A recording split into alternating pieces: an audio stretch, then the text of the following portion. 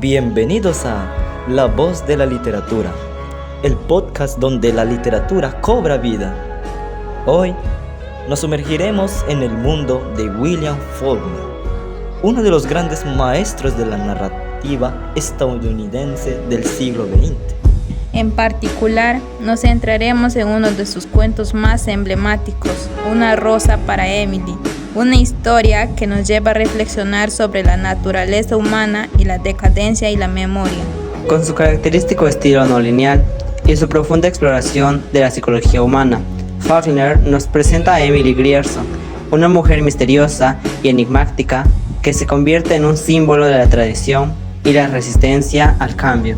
A lo largo de este episodio exploraremos los temas y motivos que subyacen en esta obra y discutiremos cómo Faulkner utiliza la narrativa para crear un sentido de atmósfera y tensión. También analizaremos la forma en que la historia se relaciona con la sociedad y la cultura de la época en la que fue escrita y cómo sigue siendo relevante hoy en día. Somos estudiantes de la institución educativa Alberto Levo García, del cuarto grado de secundaria, sección E.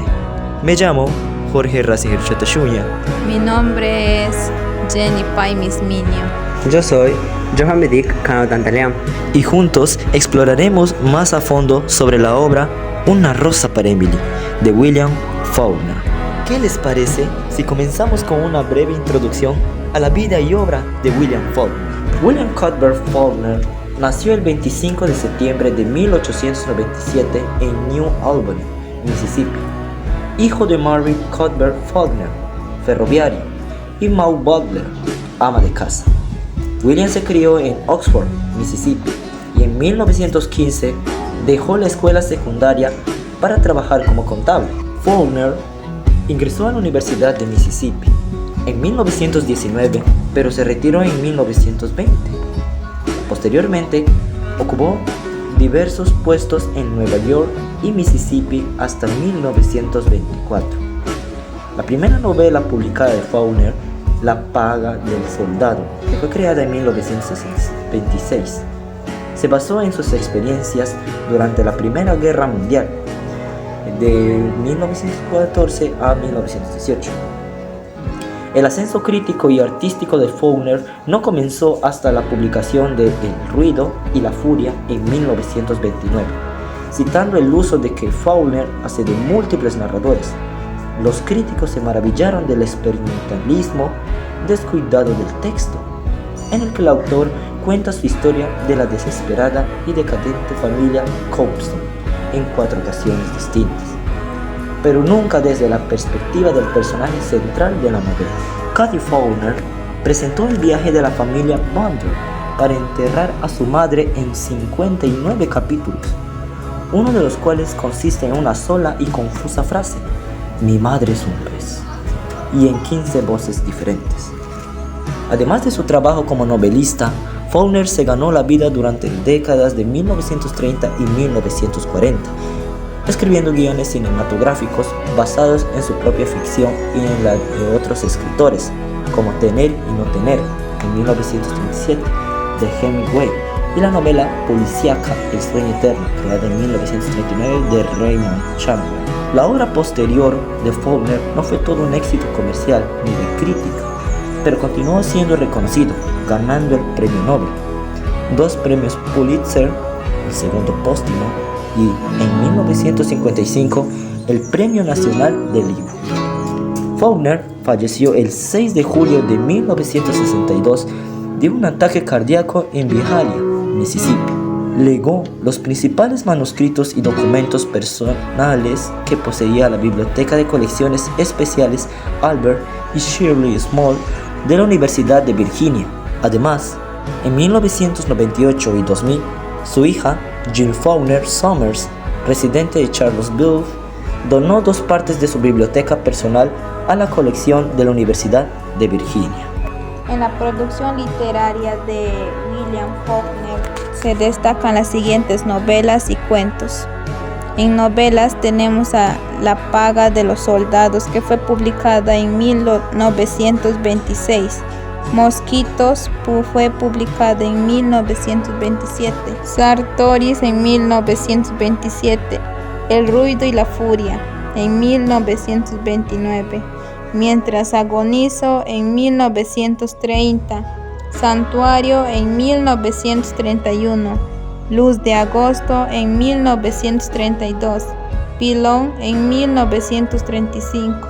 Absalón en 1936 y Los Invictos en 1938. A continuación nombraré los cuentos de William Faulkner. Hogar, que fue publicado en 1925. Episodio en 1925. País de ratón en 1925.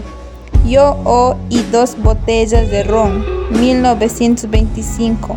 Music en 1926 y Una rosa para Emily en 1930. Me centraré en la obra Una rosa para Emily.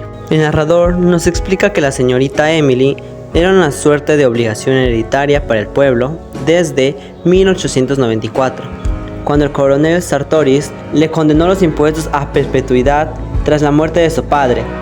La siguiente generación de gobernantes intenta por todos los medios empezar a cobrarle impuestos, pero ella los ignora y aleja que vayan a ver al coronel Sartoris, muerto hace casi una década, que es quien le aseguró que no debía pagar nada en Jefferson.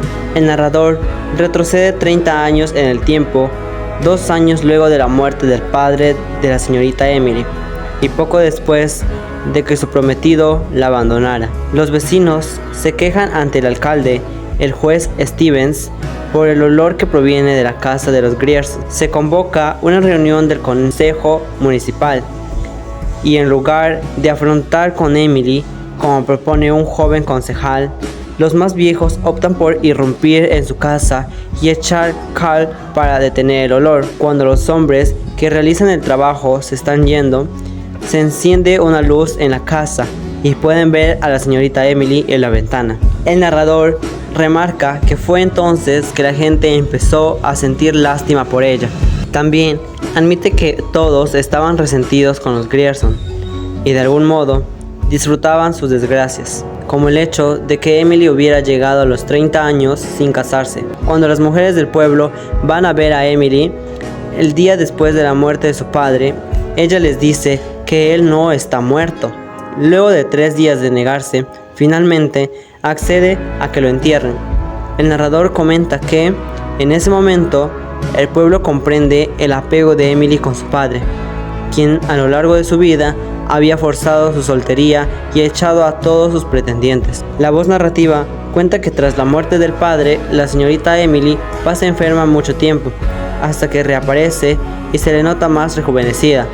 En ese momento se produce la llegada de la empresa encargada de la pavimentación de las veredas. Homer Barron es el capataz de la cuadrilla. La gente del pueblo comienza a verlo los domingos paseando en carro junto a la señorita Emily, por lo que esparcen los rumores sobre una relación entre ambos. Las señoras de Jefferson empiezan a decir que el hecho de que Emily se muestre junto a Homer Barron es una desgracia para el pueblo y un mal ejemplo para los jóvenes.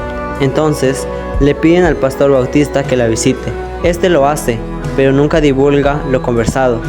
El domingo siguiente, la señorita Emily y Homer vuelven a salir de paseo en carro, por lo que la esposa del pastor le escribe a unos parientes de Emily en Alabama para avisarles. Sus primas de Alabama van a visitarla por un tiempo, a pesar de que existe una riña familiar previa. En el pueblo se sospecha que la señorita Emily y Barron se van a casar, pero un día el hombre desaparece.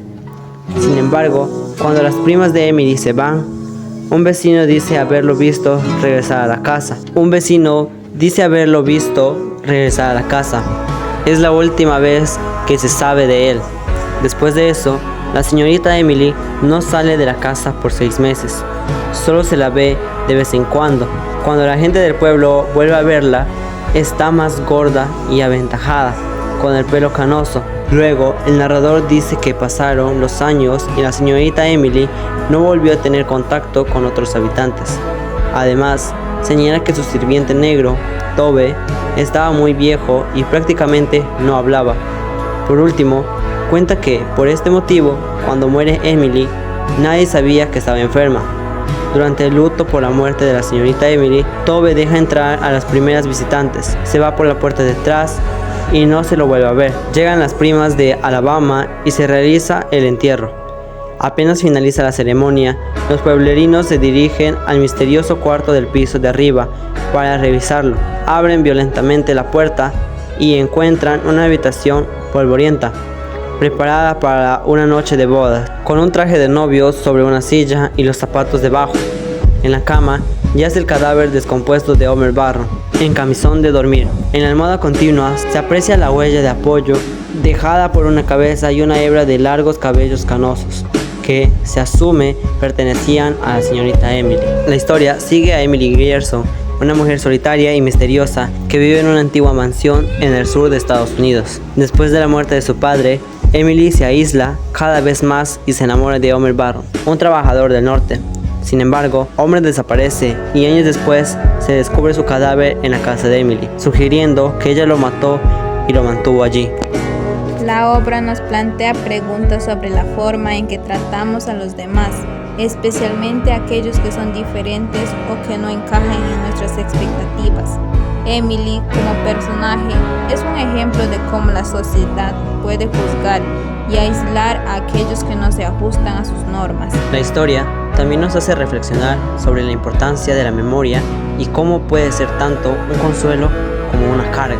La memoria de Emily sobre su padre y su prometido muerto nos muestra cómo el pasado puede seguir siendo presente en nuestras vidas y cómo puede influir en nuestras decisiones y acciones. En última instancia, Una rosa para Emily nos invita a considerar la complejidad de la condición humana y la forma en que todos estamos conectados, incluso si no siempre lo reconocemos.